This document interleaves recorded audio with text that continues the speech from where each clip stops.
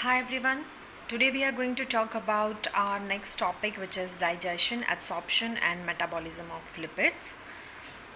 Uh, Again, it is important as it can be asked in exams as a 5 marks or 10 marks question. So let's start. First, we'll talk about the lipids in diet. Lipids are mostly consumed in the form of neutral fats, which are also known as triglycerides. Triglycerides are made up of glycerol nucleus and free fatty acids. Triglycerides form the major constituent in foods of animal origin and much less in foods of plant origin. Apart from triglycerides, usual diet also contains small quantity of cholesterol and cholesterol esters.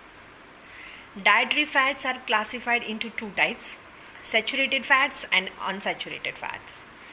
Now we'll see what is that. Saturated fats. Saturated fats are the fats which contain triglycerides formed from only saturated fatty acids. The fatty acids having maximum amount of hydrogen ions without any double bonds between carbon atoms are called the saturated fatty acids.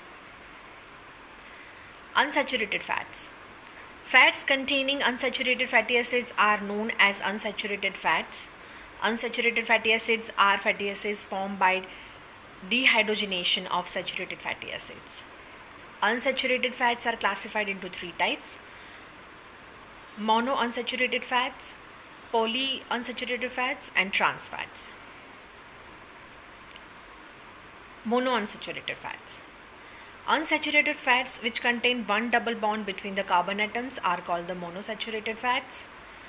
Polysaturated fats.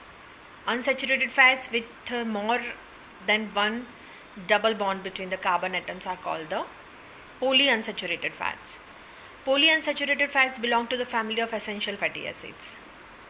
Fatty acids which are required in the diet. Polyunsaturated fats are of two types: omega-3 fats or omega-3 fatty acids having double bond in the third space from the end of the carbon chain, and second is omega-6 fats or omega-6 fatty acids having double bond in the sixth space from the end of the carbon chain. Both omega-3 and omega-6 fatty acids are beneficial to the body. However, consuming too much of omega-6 fatty acid results into hazards than benefits. So the diet containing 3:1 ratio of omega-6 to omega-3 fatty acids is often recommended by the experts. Trans fats. Trans fats or trans fatty acids are unsaturated fatty acids with molecules containing trans or opposite side double bonds between the carbon atoms.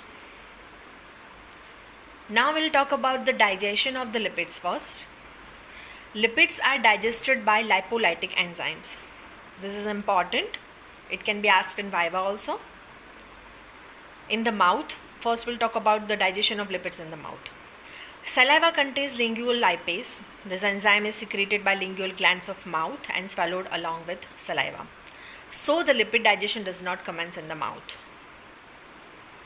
In the stomach, gastric lipase or tributyrase is the lipolytic enzyme present in gastric juice.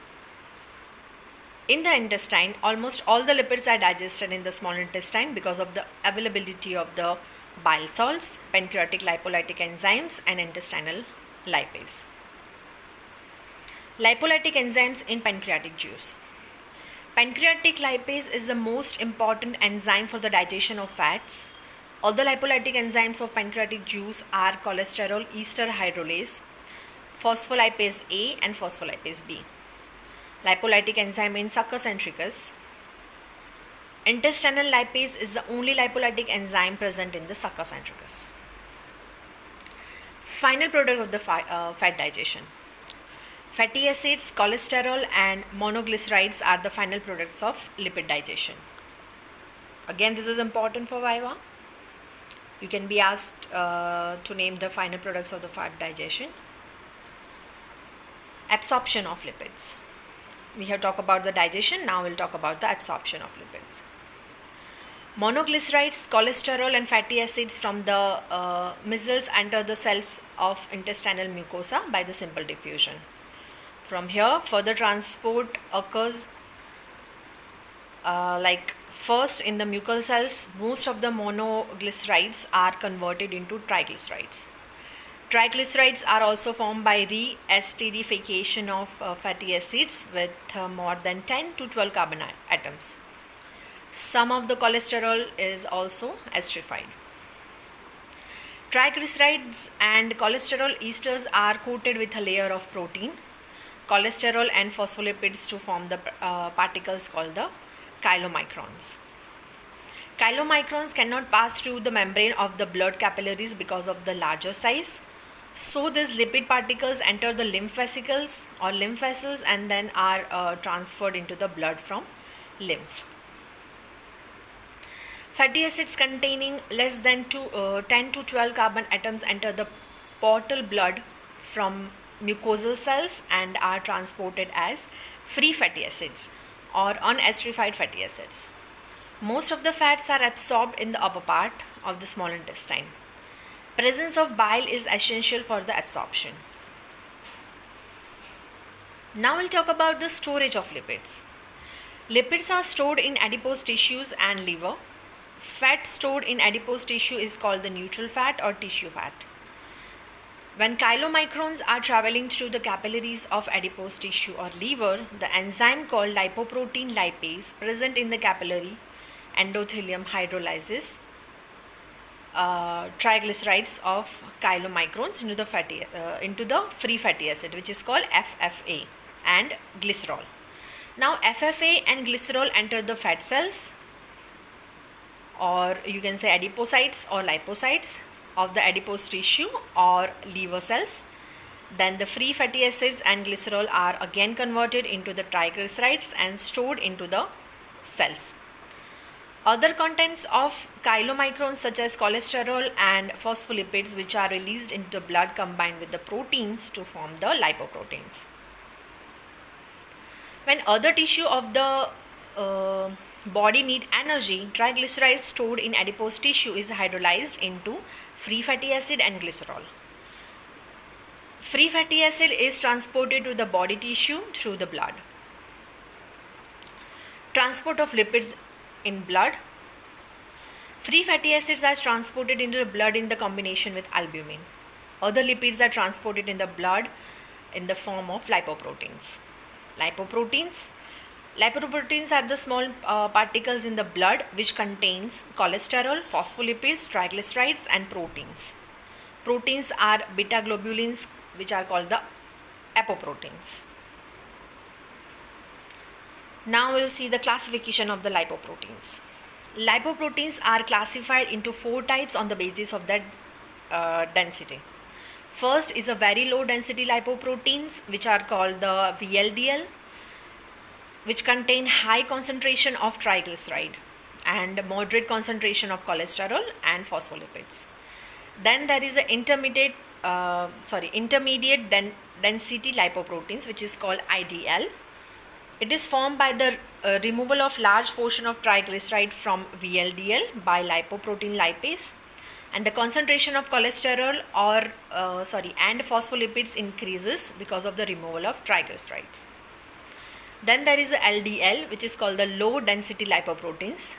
This is formed by IDL by the complete removal of the triglycerides. These lipoproteins contain only cholesterol and phospholipids. Now there is HDL, that is high density lipoproteins, which contains high concentration of proteins with low concentration of cholesterol and phospholipids. All the lipoproteins are synthesized in liver. This is again important for Viva. HDL, which is high density protein, is synthesized in intestine also. Functions of lipoproteins.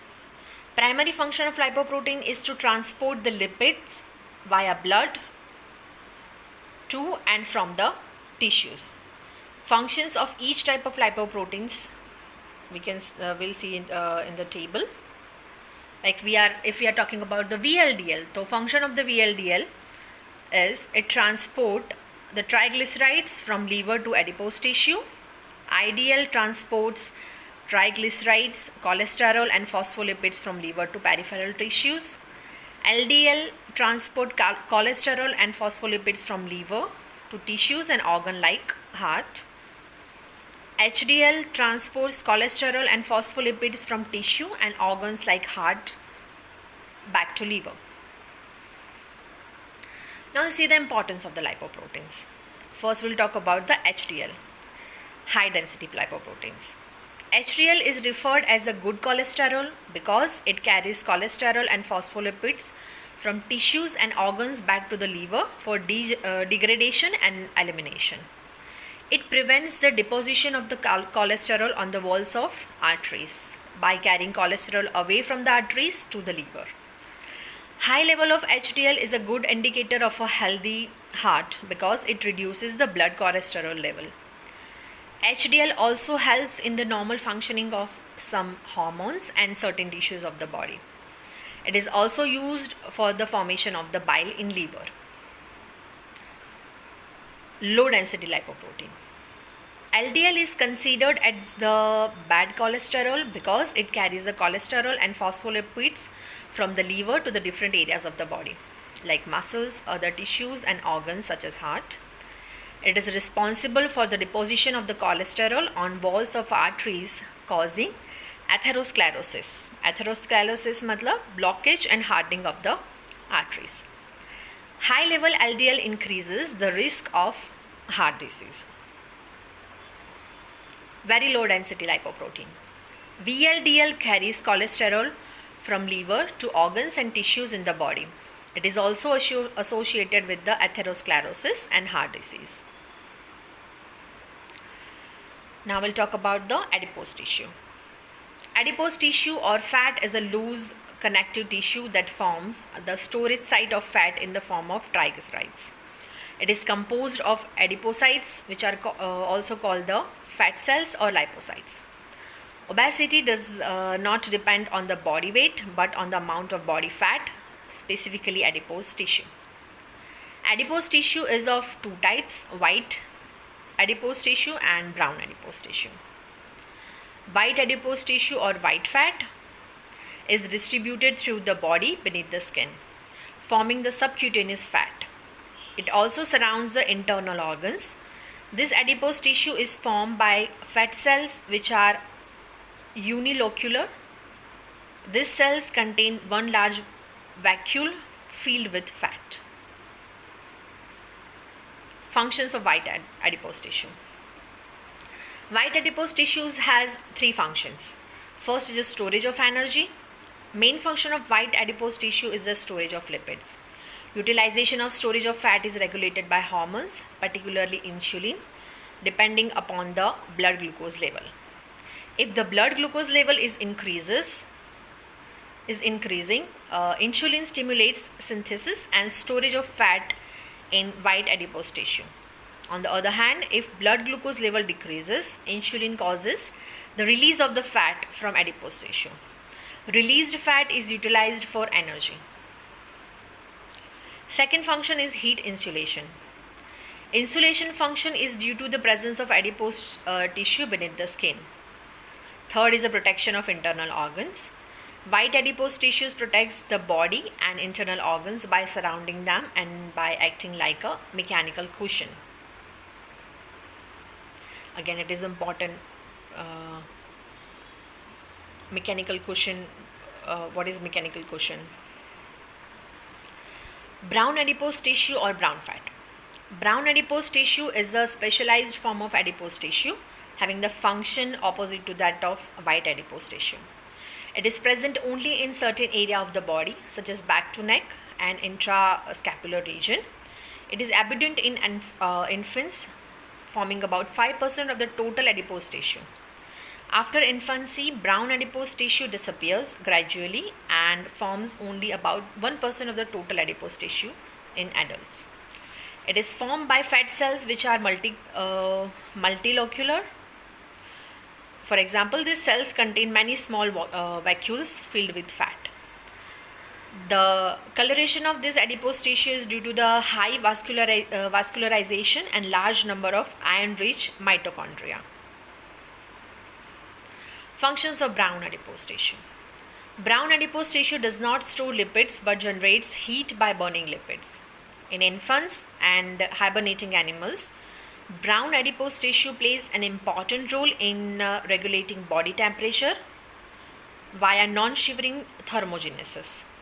Heat production in brown fat is very essential for survival of infants and small animals in cold environment. It is because the lipid in this tissue releases energy directly as heat.